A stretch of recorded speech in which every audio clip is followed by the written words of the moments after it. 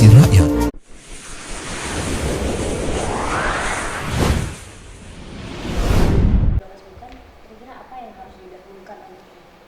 Ya, saya kira pemerintah sudah pasti memikirkan kelima hal itu. Sudah dilakukan. Yang menjadi satu perhatian pemerintah sebenarnya ada kelompok masyarakat dari lima itu yang belum bisa menjangkau secara menyeluruh. Nah, kelompok masyarakat inilah yang harus menjadi atensi pemerintah. Contohnya misalnya kelompok nelayan, kelompok petani dan kelompok UMKM. Jadi masyarakat yang berpenghasilan rendah. Jadi salah satu ada regulasi pemerintah yang bagus menurut saya, ide dari Menteri Keuangan dan zaman Pak Jokowi, apabila penghasilan suatu usaha yang di bawah 4 miliar setahun, maka dibebaskan PPh-nya. Ini tentu satu tindakan yang luar biasa untuk meringankan beban pajak kepada masyarakat ekonomi lemah. Jumlah masyarakat yang menjadi atensi pemerintah harusnya sekitar, kalau nelayan ini ada sekitar kurang lebih 2 juta, petani ada 39 juta, pedagang atau UMKM itu sekitar 59 juta, cukup besar. Kalau jumlah ini kan kurang lebih 100 juta. Ini adalah masyarakat yang memang penghasilannya atau usahanya di bidang itu, ya. Nah, di antara itu 40 jutanya itu adalah masyarakat yang ekonomi yang prasejahtera. Kalau menurut survei memang dikatakan bahwa masyarakat miskin kita kurang lebih 27 juta. 27 juta menurut survei dari yang saya baca. Dengan 27 juta itu kurang lebih masyarakat miskin kita berkisar sekitar hampir 10%. Jadi di bawah 2 digit. Sudah ada kemajuan dari beberapa waktu lalu. Hanya sekarang yang menjadi masalah ini, masyarakat kita ini kan besar.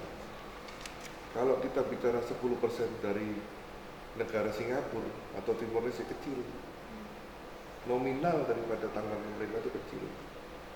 Tapi justru negara kita yang penduduknya 265 juta, jadi hampir 27 juta itu masyarakat yang prasejahtera. Itu kalau kita siapkan anggaran khusus hal tersebut, saya kira pemerintah akan lebih berat lagi menanggung beban hutang. Jadi ini harus bagaimana pemerintah memberi kesempatan, memberi fasilitas, kemudahan untuk mereka itu bisa berusaha. Mereka bisa menikmati hasil kerjanya sendiri dengan secara swadaya, dengan potensi alam yang kita punya. Jadi bagaimana regulasi terhadap nelayan, bagaimana budidaya darat dikembangkan, karena di laut sekarang sudah susah, ikannya kecil-kecil, kalau nangkap ikan kecil ditangkap polisi, ya kan?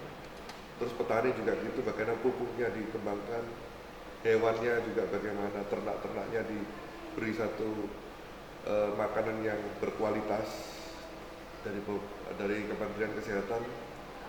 Kita juga bicara tentang kualitas sayur dan buah yang jauh tertinggal dari Thailand, ya kan?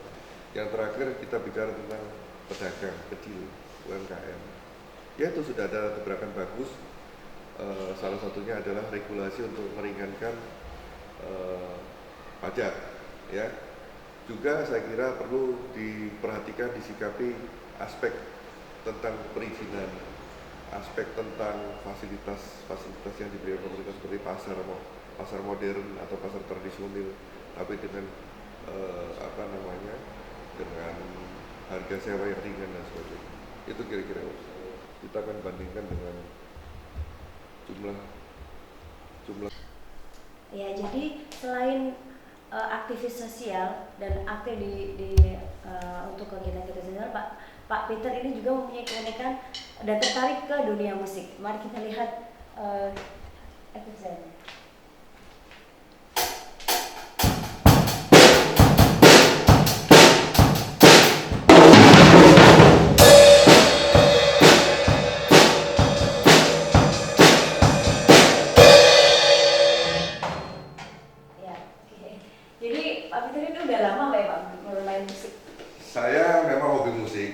dulu saya main gitar, Iya, iya.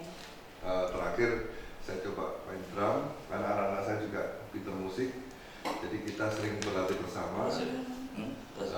Paling tidak saya setiap Sabtu ada grup band kita, teman-teman, yang mana nanti satu saat atau beberapa kali juga kita tampil di event-event yang besar, termasuk acara-acara yang penting seperti ulang tahun Lemhanas. Saya juga pengurus anggota Lemhanas juga, jadi akhirnya kita banyak melayani juga kegiatan di gereja, kegiatan event pesta, kondangan dan sebagainya. Berarti ini salah satu hobi atau Hobi kita salurkan secara tidak komersial, tapi kita profesional. Iya. Jadi ini buat selingan, buat mikir aktivitas sosial sama kayak gitu ya? Ya, paling tidak saya seminggu sekali kita refresh, kita Senin sampai Jumat kita kerja, Sabtu kita main musik rame-rame, sudah obat buat kita. Iya. Karena tidak boleh kita selalu tegang dalam kegiatan. Ya, berarti ini kamu sih berarti kita nyambung ke generasi muda gitu ya Pak ya. Nah, pandangan Bapak ini untuk generasi muda dalam kemajuan negara Indonesia itu seperti apa Pak?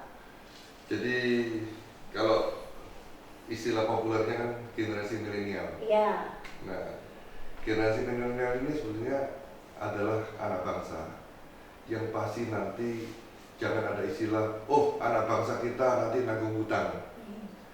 Nanggung hutang kakek-kakeknya, itu justru anak bangsa kita bertugas bagaimana hutang kita bisa dilunasi, bagaimana nanti kemudian negara kita tanpa hutang, kalau perlu negara kita menjadi donatur hutang, ya kan? Nah kalau perlu, nah itu tugas generasi milenial. Kenapa?